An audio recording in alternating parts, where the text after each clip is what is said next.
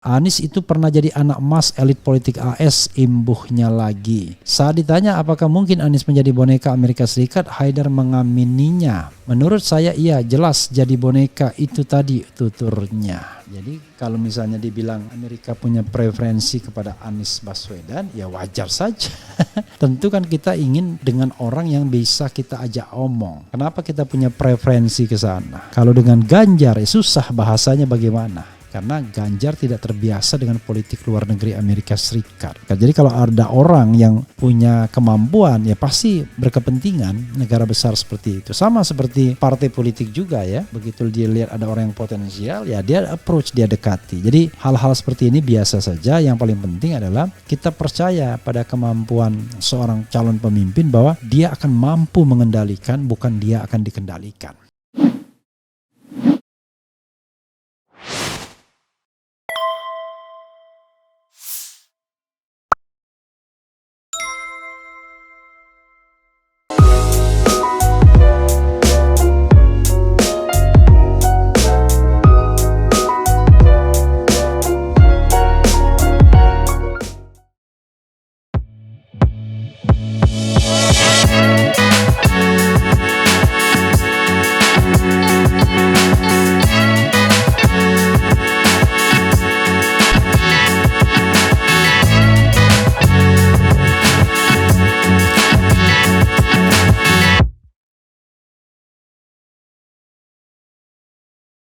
Tapi ini menarik, soal pengaruh Amerika terhadap Anies Baswedan. Nanti kita bicara juga sedikit geopolitik. Jadi sahabat era sekalian, seolah-olah ya bahwa Anies itu adalah boneka Amerika Serikat. Padahal kita tahu bahwa tidak mungkin menghindar dari geopolitik. One thing for sure, kalau calonnya 3 pasti kita tahu preferensinya. Kalau calonnya Anies, Prabowo, Ganjar, maka preferensi Amerika Serikat pasti ke Anies dan Prabowo. Secara mereka paling tidak berhubungan dengan sana intens. Anies berapa kali di Amerika Serikat, kemudian Prabowo itu bahkan pernah bertemu dengan pejabat Kementerian Pertahanan Amerika Serikat baru-baru ini. Ganjar tidak punya pengalaman ke sana, sekolahnya pun tidak ke sana. Jadi Ganjar pasti lebih di-endorse oleh China kalau kita bicara tentang konteks geopolitiknya. Nah, konteks geopolitik ini tentu berpengaruh dalam pemilihan di Indonesia. Jadi kuat-kuatan antara China dan Amerika Serikat ya maka akan berpengaruh pada persaingan politik di sini. Jadi Anies dan Ganjar pasti lebih cenderung, Amerika pasti lebih cenderung ke Anies dan Ganjar. Anies dan Prabowo, China pasti lebih cenderung ke Ganjar. Kenapa? Karena Ganjar dianggap golden boy-nya oligarki di sini yang banyak berhubungan dengan modal-modal atau investasi dari China. Jadi itu soal yang biasa-biasa saja sesungguhnya. Begitulah kita. Karena yang diwariskan ke kita ya oleh Presiden Jokowi bukanlah negara kuat, tapi negara yang terpecah belah, negara yang saling mengejek sesama warga negaranya dalam 2 kelompok besar, yang celakanya Presiden Jokowi menjadi titik sentral dari perpecahan itu. Jadi yaitu antara pendukung dan penentang Presiden Jokowi, yang ini sedikit tidak terlalu terjadi pada masa pemerintahan SBY. Pada masa pemerintahan SBY justru yang menjadi soal itu adalah isunya. Soalnya misalnya dalam isu pemberantasan korupsi misalnya. Dalam isu pemberantasan korupsi justru pada waktu itu tindakan pemerintah dianggap menyelamatkan KPK ketika membentuk tim 9 waktu ada cicak dan buaya. Pada waktu itu ada pula MK yang progresif membuat sidang terbuka dan mendengarkan rekaman percakapan. Jadi sahabat era sekalian, ini soal yang biasa dalam geopolitik bahwa negara sebesar Indonesia pasti akan mengundang interest politik negara-negara yang secara geopolitik sedang bersaing. Dan Amerika Serikat sebagai negara terkuat di dunia, ya tentu dia punya preferensi terhadap siapa yang bakal memimpin Indonesia. Jadi hal yang biasa saja sesungguhnya, bukan hal yang luar biasa. Oke, coba kita bacakan komentar dan berita dulu ya. Berita yang menyatakan, ini ada 3. Anies disebut berpotensi jadi boneka Amerika Serikat jika terpilih jadi presiden. Andi Sinulinga berubah lagi tuduhannya. Kemudian bukan tiba-tiba muncul, Anies ternyata sudah disiapkan oleh elit politik Amerika Serikat, tanda tanya, sebutannya Golden Boy of America ya. Kemudian itu ya yang harus kita lihat ya, bukan tiba-tiba muncul. Coba kita baca dulu yang Golden Boy ini ya. Nah, bukan Golden Ticket tapi Golden Boy. Oke, warta ekonomi, Presiden Haidar Alwi Institute. Haidar Alwi menduga calon presiden Partai Nasdem Anies Baswedan akan menjadi boneka Amerika Serikat bila nantinya memenangkan Pilpres 2024. Tahun 2009 Anies Baswedan mendampingi SBY untuk dapat penghargaan dari Boston Club, ujar Haidar Alwi dalam perbincangannya di kanal YouTube Kanal Anak Bangsa ya. Jadi Kanal Anak Bangsa ini adalah kanal YouTube pendukung pemerintahan Presiden Jokowi ya. Seperti Cokro TV dan 2045 TV kalau tidak salah ya. Oke. Menurut Haidar Alwi, Boston Club adalah proyek pembaruan Amerika Serikat dalam rangka New World Order era yang dibiayai oleh konglomerasi Yahudi. Boston Club disebut Haidar sebagai klub sosial paling bergengsi di Amerika Serikat. Mereka adalah elit politik, pengacara top hingga pengusaha papan atas. Akses Anies tidak datang begitu saja, bukan karena koneksinya tapi dipersiapkan AS, yakni alumni AFS Pertukaran Pelajar, kata Haidar ya. Anies itu pernah jadi anak emas elit politik AS, imbuhnya lagi. Saat ditanya apakah mungkin Anies menjadi boneka Amerika Serikat, Haidar mengamininya. Menurut saya iya, jelas jadi boneka, itu tadi tuturnya. Anies Golden Boy Amerika selanjutnya. Pada perbincangan lain, politikus senior Zulfan Lindan menyebutkan bahwa Anies Baswedan menjadi pemangku gelar Golden Boy of America selanjutnya. Namun dia menyebutkan berbeda dengan SBY, Anies jadi Golden Boy of America dalam konteks yang positif. Menurutnya Anies bersama Panglima TNI Andika Perkasa bisa menguntungkan Amerika Serikat. Kita lihat bahwa 2 kali Andika ini melakukan latihan bersama dengan marinir AS, padahal nggak ada angin, nggak ada hujan. Ini pasti ada apa, kata Zulfan. Kemudian Anies sebagai Gubernur DKI Jakarta nggak pernah kunjungan ke Rusia, China, berarti Amerika Serikat melihat ini memang ya the second Golden Boy, imbuhnya. Tetapi itu salah nggak? Yang nggak salah. Yang pertama SBY kan bicara pahit, yang sekarang Anies manis ya. Yang pertama kan bicara pahit, yang sekarang manis. Oke, sobat era sekalian, itu tadi ya, memang beda orang, beda perspektif, beda dukungan, beda perspektif. Jadi kita tidak bisa menghindar bahwa percaturan dunia ini ya ada pengaruhnya juga secara geopolitik. SBY misalnya lebih diinginkan Amerika Serikat ya, karena dia pernah studi di sana lama. Jadi kalau misalnya pasangan Anies Andika, ya Amerika Serikat oke. Anies AHY akan oke. Tapi kalau Ganjar yang jadi presiden tidak oke. Yang oke China. Wajar orang punya preferensi. Sama seperti kita punya preferensi dengan alasannya masing-masing.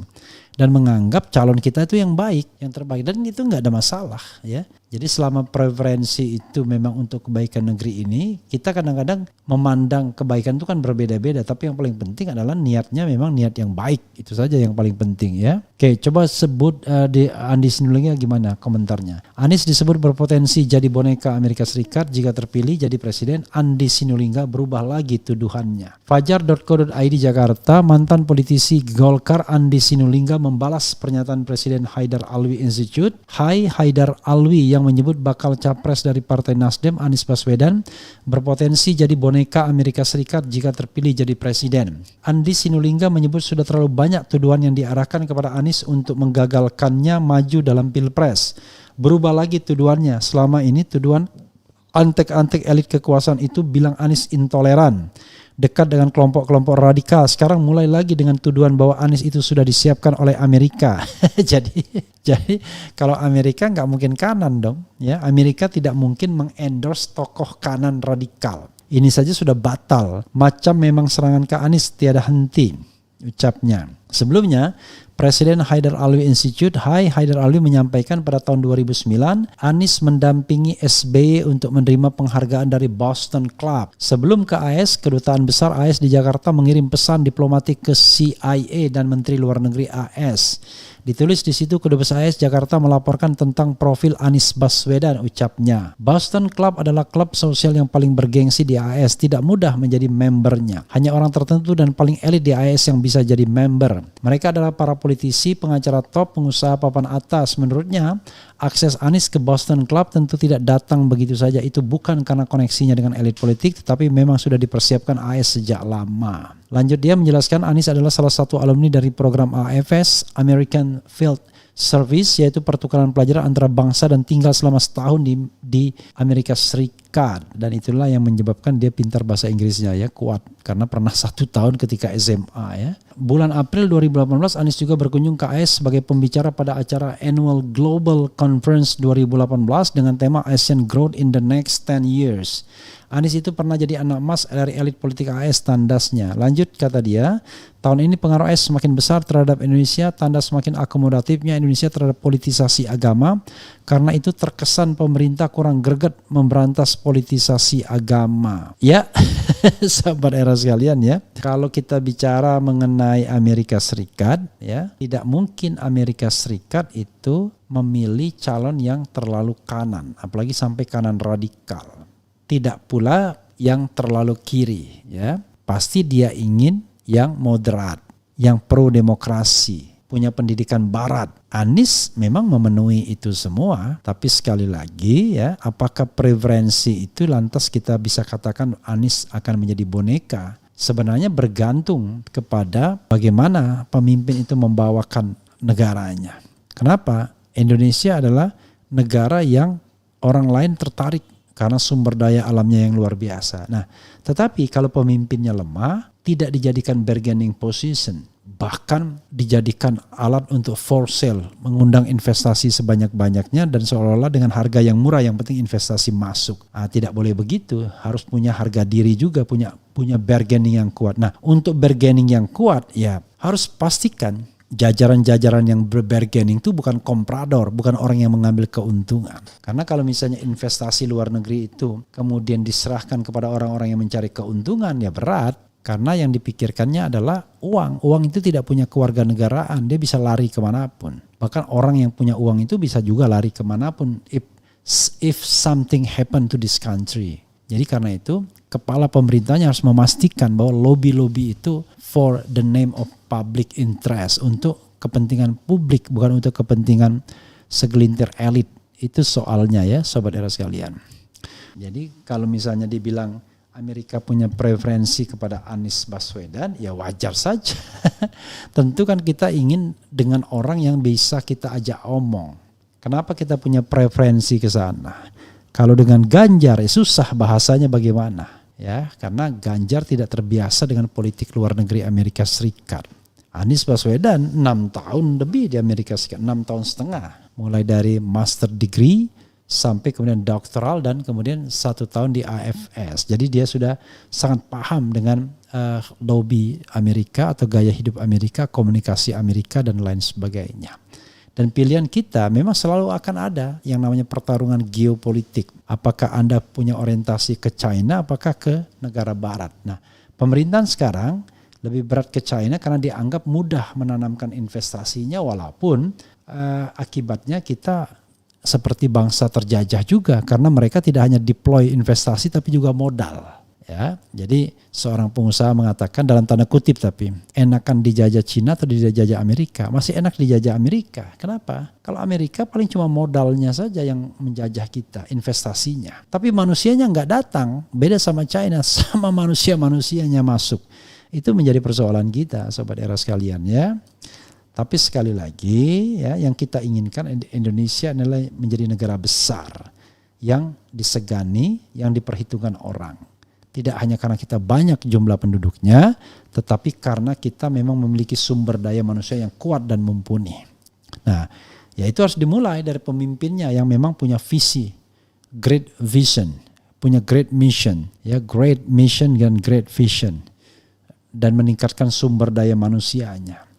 Kita tahu bahwa Presiden Jokowi berjanji untuk meningkatkan sumber daya manusia, memperhatikan sumber daya manusia di era kedua pemerintahnya. But it doesn't happen. Itu masalahnya. Nggak terjadi. Yang terjadi adalah setelah tetap sibuk dengan proyek infrastrukturnya, dan sekarang sibuk mempersiapkan putra mahkota untuk the next presidency, the next election of presidential, ya, the next presidential election. Kemudian hoax termasuk fitnah. Coba lihat apa saja yang difitnahkan ke Anies. Kalau saya sih tidak ingin melihatnya dari sisi fitnah memfitnah, ya. Kita harus lihat dari sisi kecerdasannya. Dari sisi kita berusaha membuat kontra argumentasi. Jadi memang tidak mungkin yang namanya secara geopolitik itu Amerika itu tidak ikut-ikutan dalam pemilihan presiden di Indonesia. Dia pasti ikut-ikutan. Nah, dalam ikutan-ikutan tersebut, ya dia akan melihat siapa kira-kira calon pemimpin masa depan. Dia sudah lihat ini orang punya potensi atau tidak punya potensi. Saya pun sudah bisa melihat Anies punya potensi untuk jadi pemimpin. Karena ketika sama-sama kuliah di UGM, dia sudah menjadi ketua senat mahasiswa universitas. Ganjar tidak. Ganjar belum terlihat bakatnya menjadi orang nomor 1. Nah, baru terlihat ketika dia menjadi gubernur Jawa Tengah. Ketika dia menjadi gubernur Jawa Tengah, dia seperti Pak Jokowi, kurang lebih sama lah. Tiba-tiba populer, tiba-tiba kita nggak ngerti kemampuannya yang luar biasa di dunia internasional itu nggak terlihat. Walaupun sebagian pemuja Presiden Jokowi mengatakan bahwa Presiden Jokowi sekarang sedang mengincar jabatan sebagai di dunia internasional sebagai sekjen PBB dan lain sebagainya. Ya, kita aminkan saja, mudah-mudahan terjadi. Tapi ya kita juga harus realistis, ya, karena itu kan memerlukan sebuah wawasan bahasa dan lain sebagainya, ya. Be realistic lah, kira-kira begitu. Alhamdulillah Pak Anies nggak jadi boneka China komunis. Lebih baik AS nggak adu domba umat Islam. Ustadz banyak yang direkayasa masuk penjara. Kemudian Teguh Santoso, Pak Anies masuk dari elit politik Amerika. Benar sih, karena Amerika memang sering memasukkan agen ke pemerintahan yang mereka anggap penting. Sebagai contoh Berkeley Mafia, di dalamnya ada Pak Emil Salim. Iya. Karena mereka belajar di Amerika Serikat. Jadi kalau ada orang yang punya kemampuan, ya pasti berkepentingan negara besar seperti itu. Sama seperti partai politik juga, ya.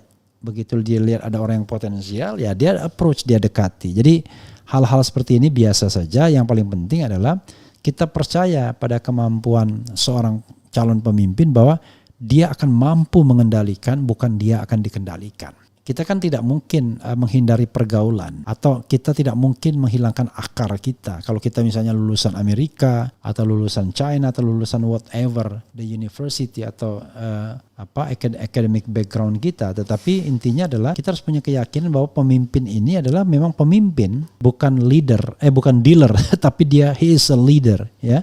Not a dealer. Kalau dealer itu tukang ngedeal, ya. Tapi he is a leader. Nah, kita harus lihat itu bahwa ini orang mampu mengendalikan, bukan dikendalikan. Ya, saudara sekalian, kita doakan saja yang terbaik bagi republik ini, ya.